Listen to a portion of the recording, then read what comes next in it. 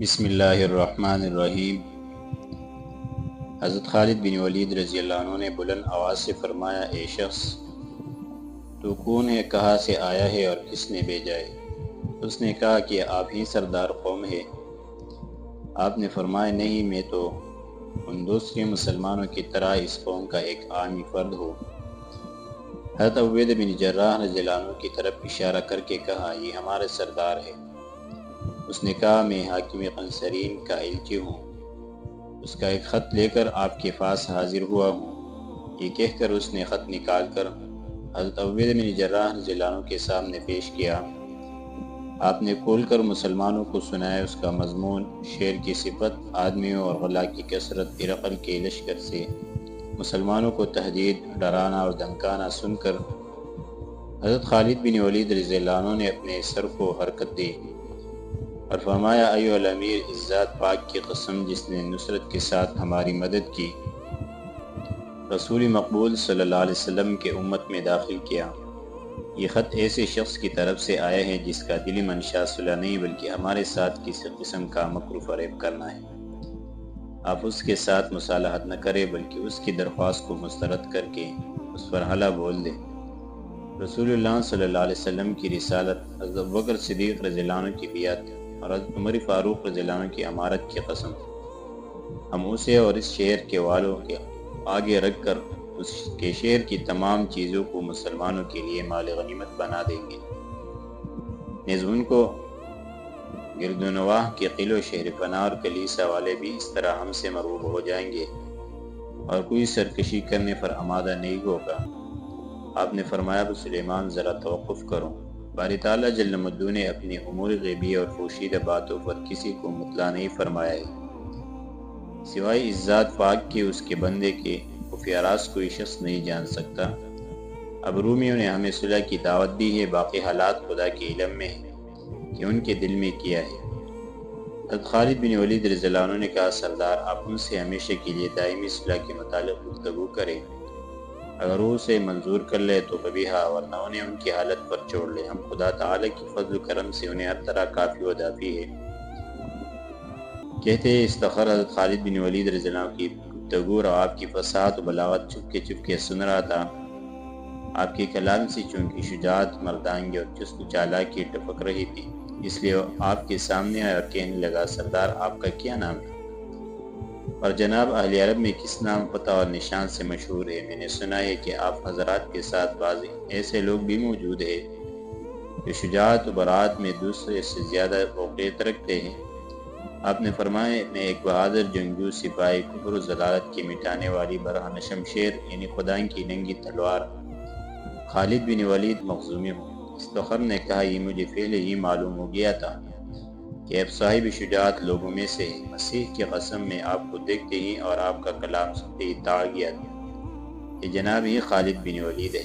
آپ کے متعلق ہمارے پاس اس قسم کی خبریں پہنچا کرتی تھی کہ آپ نہایت چالاک، مضبوط دلیل اور جنگجو شخص ہے۔ اس کے ساتھ ساتھ ہم یہ بھی سنا کرتے تھے کہ آپ کی قوم اور آدمی نہایت شریف، جوانمرد طبیعت کے، نرم عادت کے، نیک قول کے، سچے اور اس شخص اور جمعیت سے جو ان پر چڑھ کے آئے نہایت بہادر ہے۔ نیز یہ بھی سنتے تھے کہ وہ نبی رحیم کی ایک امت مرحومہ ہے۔ مگر آج میں ان سب باتوں کے خلاف دیکھ رہا ہوں، کیونکہ ہم مصالحت چاہتے ہیں، آپ انکار کرتے ہیں۔ ہم طالب امن ہیں لیکن آپ ہمارے درخواست مسترد کر دیتے ہیں۔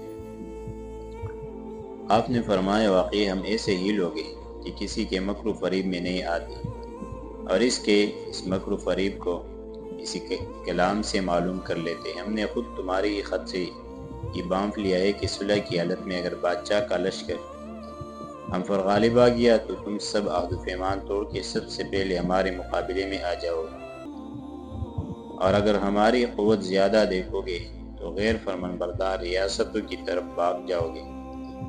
اس لیے اگر تو صلح چاہتا ہے تو ہم اس صورت سے تیرے ساتھ صلح کر سکتے ہیں کہ تو اس بات کا عہد کرے کہ تاوقتی کے 1 سال کامل نہ ہو جائے، اس وقت تک ہم کسی صورت سے تمہارے ساتھ نہیں لڑ سکتے۔ اگر سال کے اندر ہرقل کا کوئی لشکر آ گیا تو چونکہ ہمیں اس کے ساتھ ضروری لڑنا ہے، ایسی صورت میں تم میں سے جو شخص شہر کے اندر رہے گا اور اس کے لشکر کے ہمراہ ہو کر ہماری مقابلے میں نہیں آنے کا اس سے ہماری صلح بدستوری قائم رہے گی، اور نہ ہم ایسی صورت میں اس سے کچھ تعارض کریں گے۔ استخر نے کہا بہت بہتر، مجھے آپ کی شرط منظور ہے، آپ ایک عہد نامہ لکھ کر مجھے دے دیجئے۔ آپ نے حضرت عبیدہ بن جراح رضی اللہ عنہ سے کہا سردار، آپ ایک عہد نامہ جس کی ابتدائی ماہ ذی الحجہ 14 ہجری سے 1 سال کے واسطے لکھ دیجئے۔ چنانچہ آپ نے یہ عہد نامہ مرتب کر لیا۔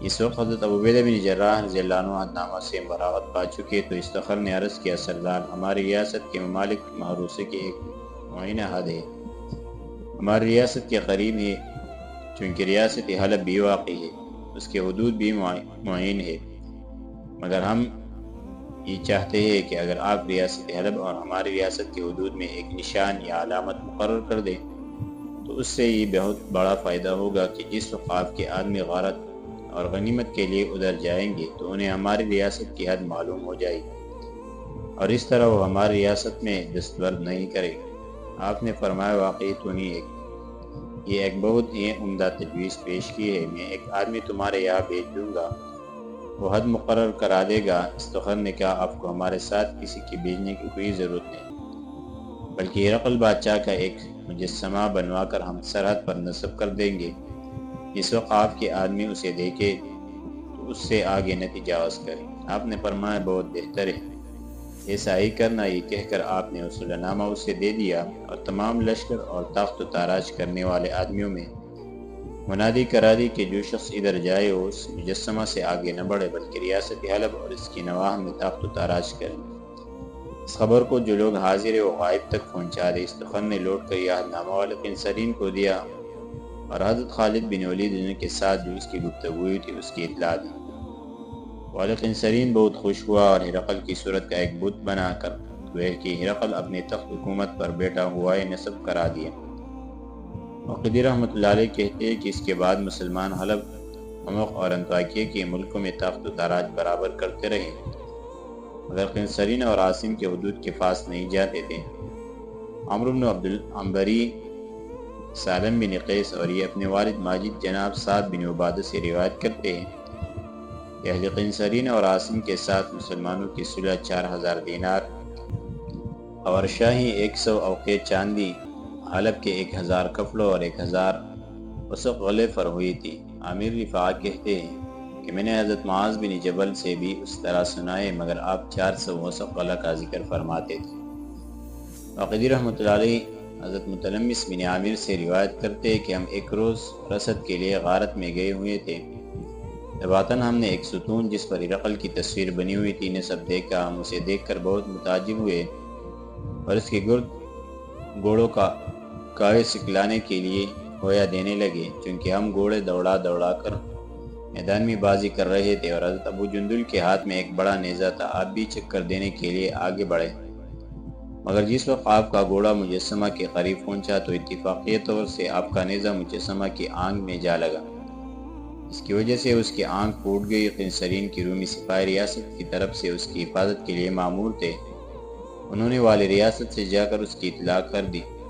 یہ سن کر والی قنصرین آگ بگولا ہو گیا اور 100 سوار کا ایک دستہ جو تمام دیباج کے کپڑے پہنے اور پٹکا کمر میں باندھے ہوئے تھا تیار کر کے ایک مصائب کے سپرد کیا۔ سونے کی سلیب دے اور استخر کو ساتھ کر کے حکم دیا کہ حاکم عرب کے پاس جا کر کہیں کہ آپ نے ہم سے غدر اور بدعہدی کی اور اس ذمہ داری کو جو آپ پر عائد ہوئی تھی بالائے طاق رکھ دیا، اور جو شخص بدعہدی نقص امن کرتا ہے اور ذلیل و خوار ہوا کرتا ہے۔ استخر سلیب اور وہ دستہ لیے ہوئے حضرت عبیدہ بن جراح رضی اللہ عنہ کی خدمت میں حاضر ہوا۔ مسلمان سلیب کو بلند دیکھ کر اس کی طرف دوڑے اور اسے سرنگو کر دیا۔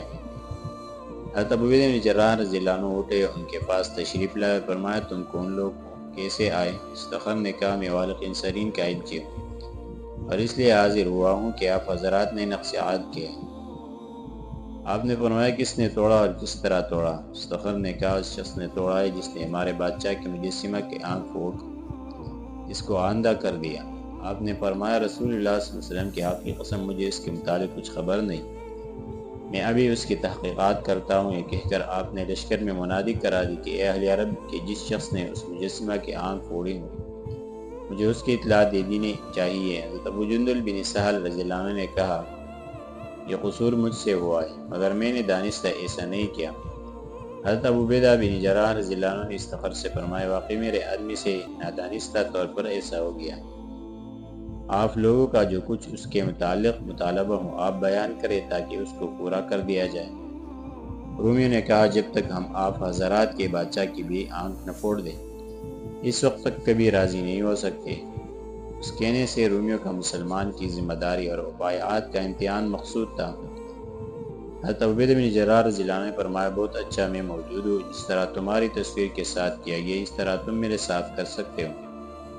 انہوں نے جواب دیا یہ نہیں بلکہ عرب میں جو آپ کے شہنشاہ موجود ہے اور جن کے قلمروں میں تمام جزیرے عرب شامل ہے ان کی آنکھ پھوڑ کر ہم راضی ہو سکتے ہیں۔ آپ نے فرمایا یہ کبھی نہیں ہو سکتا۔ واقعی رحمۃ اللہ علیہ کہتے ہیں کہ مسلمان نے جس وقت حضرت سیدنا عمر بن خطاب رضی اللہ عنہ کی آنکھ کے متعلق ایسے گستاخانہ الفاظ سنے تمہارے غصے تمام اٹھے اور چاہا کہ ان سب کو تلوار کے گھاٹ اتار دیں مگر حضرت عبید بن جراح رضی اللہ عنہ نے اس سے منع فرمایا۔ سلمان نے کہا ہم اپنے امیر امام اور خلیفہ رسول اللہ صلی اللہ علیہ وسلم پر جان فدا کر دینے کو تیار ہیں اور آپ کی آنکھ کے فدیے میں اپنی آنکھ نثار کرنے پر موجود ہے۔ مستغفر نے جس وقت مسلمانوں کا ارادہ اپنے نیز اپنے ساتھیوں کے مطابق قتل کا دیکھا تو کہنے لگا ہمارا مقصود حضرت عمر رضی اللہ عنہ یا آپ حضرات کی اصل آنکھ پھوڑنا نہیں بلکہ ہم ان کی ایک تصویر ستون پر بنا کر یہ چاہتے ہیں کہ جس طرح آپ حضرات نے ہماری تصویر کے ساتھ سلوک کیا ہے ہم بھی اس کے ساتھ ایسا ہی کریں۔ مسلمان نے کہا ہمارے آدمی اور ساتھی نے عمدن ایسا نہیں کیا اور تم لوگ عمدن اور دانستہ ایسا کرنے کو تیار۔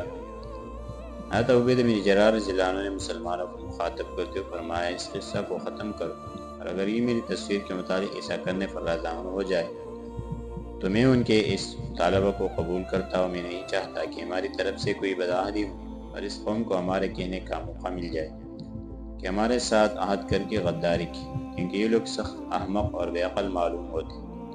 یہ کہہ کر آپ نے رومیوں کو اس کی اجازت دے دی۔ وقدی رحمۃ اللہ علیہ کہتے ہیں کہ رومی نے حضرت عبید بن جراح رضی اللہ عنہ کا ایک مجسمہ تیار کر کے ایک ستون پر نصب کیا، سیسے کی 2 آنکھیں بنائے اور رومیوں کے ایک سوار نے غصہ سے بڑھ کر نیزہ سے اس کی ایک آنکھ پھوڑ دی۔